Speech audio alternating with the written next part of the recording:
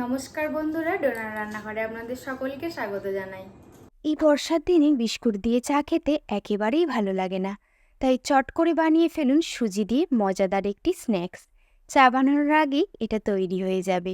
প্রথমে কড়াই 1 চামচ সাদা তেলের মধ্যে 1 কাপ সুজি দিয়ে হালকা নাড়াচাড়া করে তার মধ্যে 1 কাপ জল দিয়ে একটা মণ্ড বানিয়ে নিয়ে তার মধ্যে 1 কাপ গ্রেট করা আলু, 1/2 কাপ গ্রেট করা গাজর, স্বাদ মতো লঙ্কা কুচি, 1 কাপ পেঁয়াজ কুচি, 1/2 কাপ ধনেপাতা কুচি, স্বাদ মতো লবণ, 1 চামচ জিরে গুঁড়ো, 1 চামচ ধনে গুঁড়ো, 1 চামচ চিলি ফ্লেক্স, 1 চামচ চাট মশলা, 1 চামচ অরিগ্যানো, 1 কাপ চাল গুঁড়ো, 2 চামচ সাদা তেল দিয়ে একটা শক্ত ডো বানিয়ে নিলাম।